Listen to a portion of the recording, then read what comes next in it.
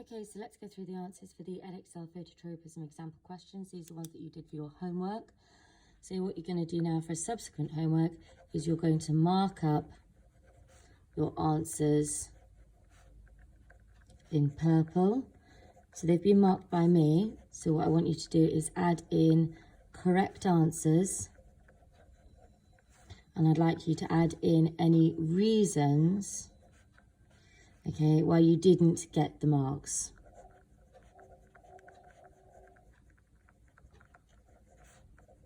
And this will help you when you do your reflection on your pink sheets. So the first one, decide whether each of the statements below about plant responses is true or false. That means you must respond with a true or a false, not a tick or a cross, or a yes or a no.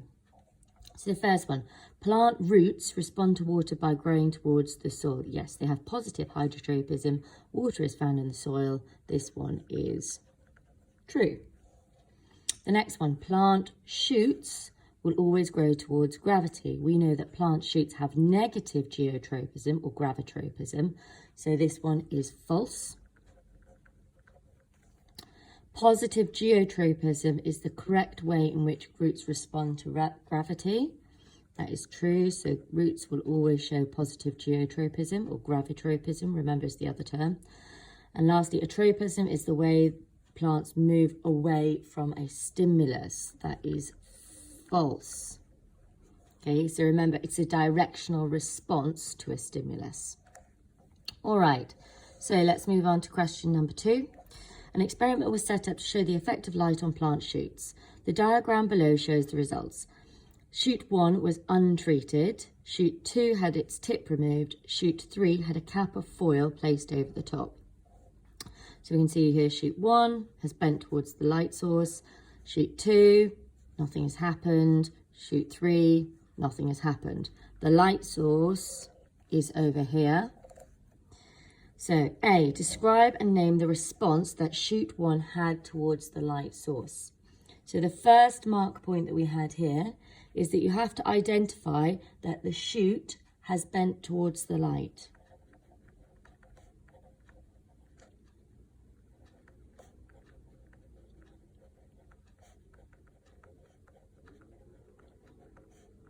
That's one mark point there.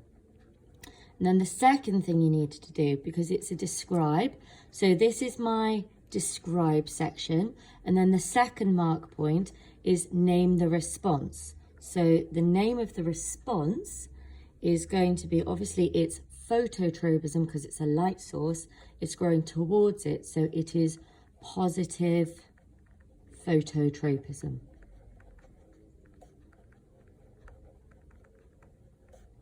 Your second mark point there. So make sure that you are looking at the question and identifying where the mark points are available.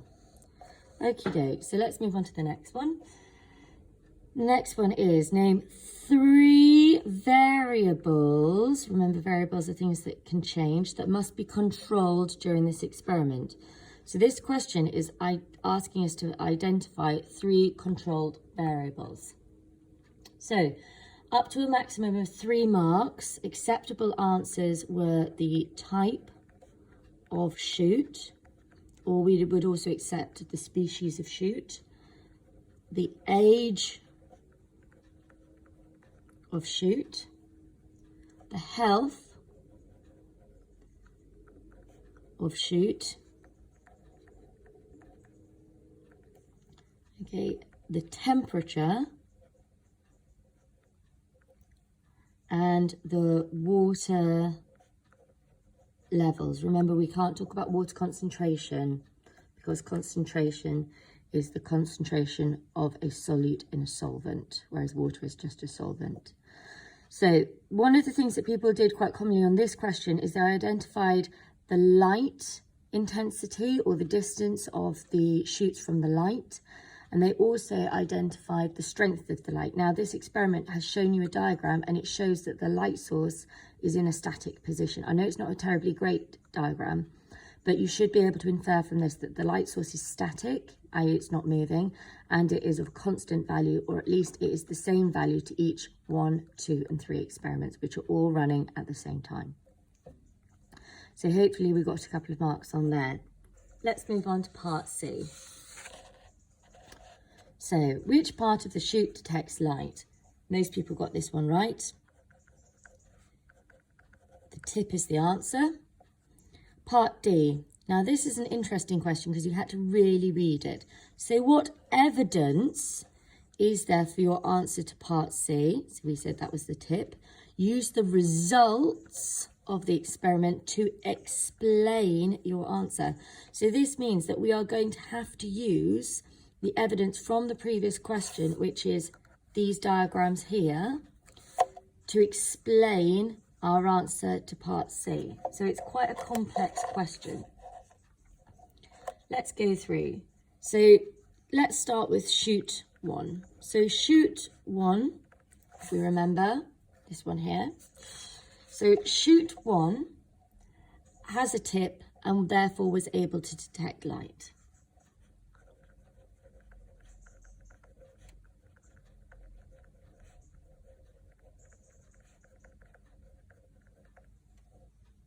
So the second mark that you could get there, so that's what it did, so it could detect light, and then the response is that chute 1 grew towards the light source.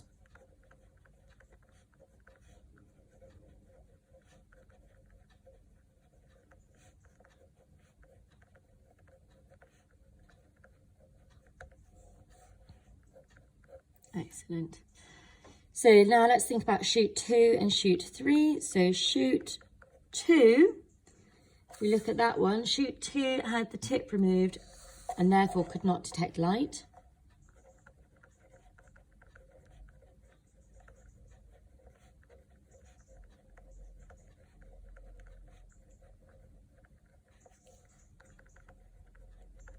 So that's another marking point available. I'm going to have to go down into the middle for the last bit. So for the last one, so we're going to talk about chute 3, which is this one here, which has its tip covered with a foil cap. So we say that chute 3, so we're using the evidence from the question.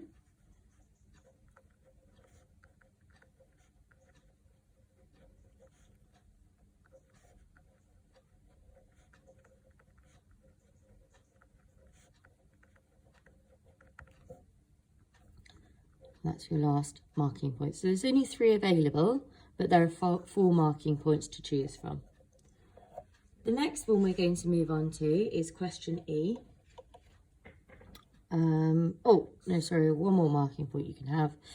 So the last one is that chutes 2 and 3 grew up straight, but you must have both.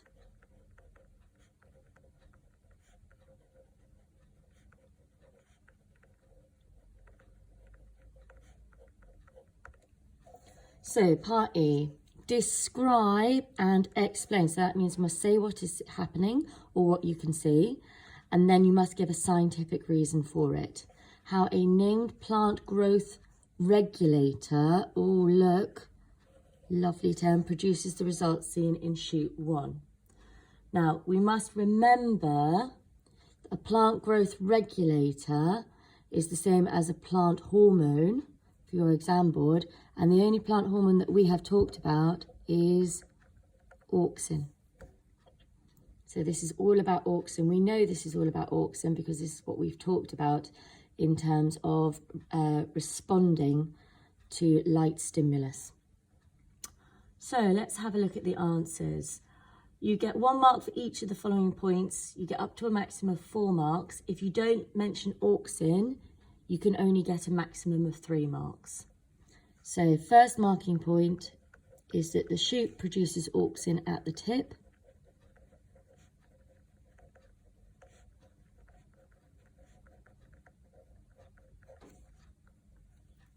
Second mark is that auxin diffuses down the shaded part of the chute. It must be shaded is the key term, and it must be diffuses.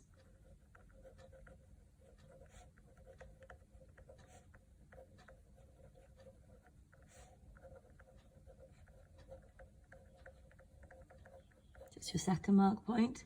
Third mark point available, auxin causes cells to elongate.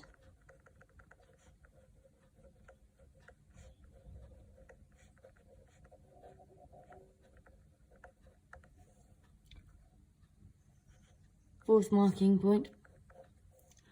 Elongation makes the shaded side grow more than the lit side.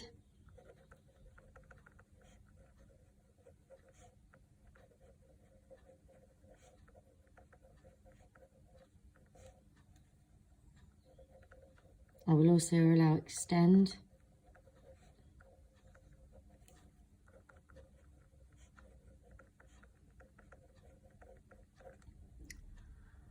And the last one, last mark point for this, you have to go down here again, my apologies, is that this causes the shoot to curve towards the light.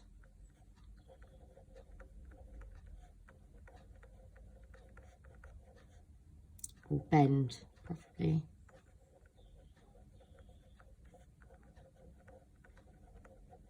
So that's your last marking point. Remember, 4 marking points available, 3 marking points maximum if you didn't say the word auxin. Right, F. So, plant growth regulators are often mistakenly referred to as plant hormones. Explain why this term is incorrect by comparing the effects of auxin with those of hormones. So we've talked about plant hormones and it is an incorrect term. So this is asking you to think about your other topic, which is hormones, and compare and contrast auxins, which is a plant growth factor, to hormones, which we found in our body. So the first marking point you can have is that hormones are carried around the whole organism in the blood.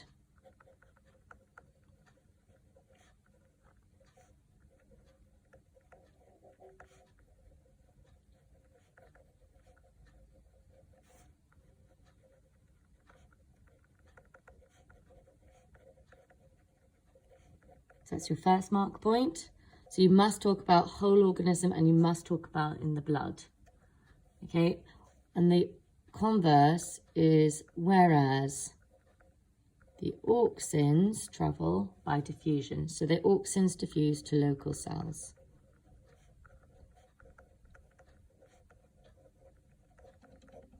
One mark. So next point is hormones have a target organ that is usually some distance away.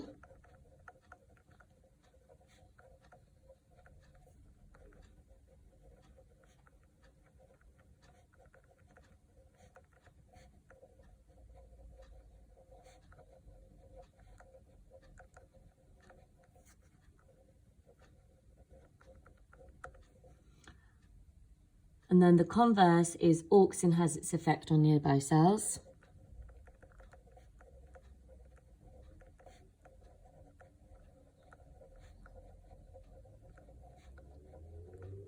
Do you see what we're doing? We're giving one argument for hormones, one argument for plant growth factors, regulators. So we're doing one then the other, one then the other, one then the other. Okay? Because we are comparing the effects. So last one, comparison. So hormones have a wide range of effects.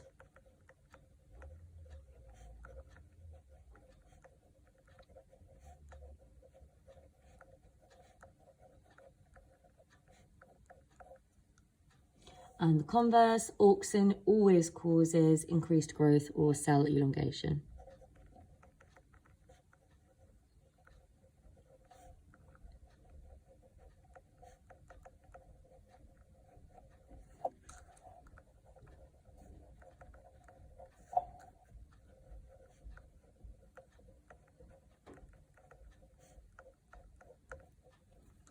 Okay, so I hope that's helped.